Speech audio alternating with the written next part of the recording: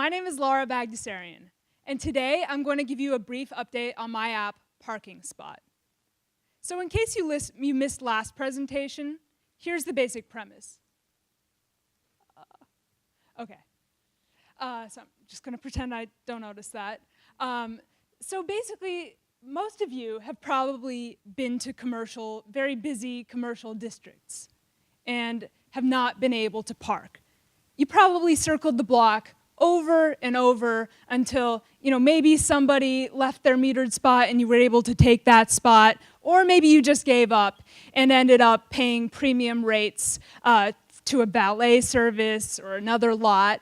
But meanwhile, there are private businesses that have employee and customer parking that are wide open during hours that they're not open, or days that they're closed, or just maybe they're not very busy, right?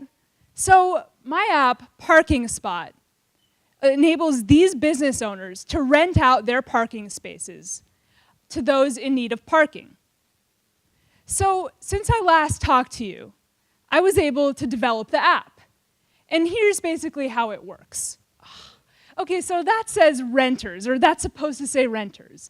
And basically, the people who are renters, who are looking for parking spaces, well, they see the open and unopened parking spaces on a map near them. They can search for a location. They can see the availability of the parking space that they click on. So basically, they don't park in a space that's not open 15 minutes after they park. And finally, they can pay through a virtual meter supported by PayPal, and they get reminders when they're running out of time in the meter, and they can add more money. So what do owners see, spot owners? Well, number one, they can set the availability of their spots, because the last thing spot owners want is for people to be taking their spots when they actually need the spots. They can also see who their tenants are, who the people who are parking in their spaces are, what their license plates are.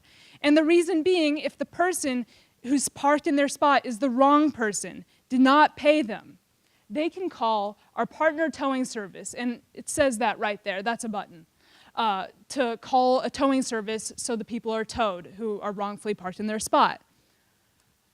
So I made the app, but I also hired a team of 5 people.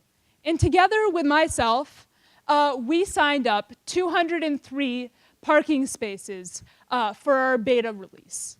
And those 203 spaces, they came from 33 distinct businesses, some of which were chains, and they were dispersed across 6 neighborhoods. So what did it take? Well, we were 5 people, actually 6 plus myself, because I went out and tried to sell our app to businesses as well.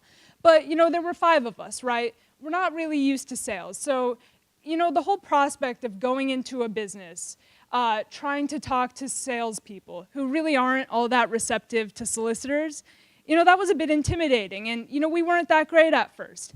But, over we spent a collective 70 man-hours honing our pitches and trying to figuring out what aspects of our products owners really liked the most. Over the 3.5 days, those very, very concentrated 3.5 days that we worked, our productivity of our team grew at an exponential rate. At first, we were only able to sign up 12 spaces, right, per day. And by the 4th day, we signed up near 150 spaces in that one day. And we hope to continue that exponential growth in productivity. So does our app make financial sense? Does our app and our sales scheme? Because, we hired people. Does that make financial sense? Each spot alone, assuming a 25% occupancy rate, which is on the low end, 25% occupancy rate,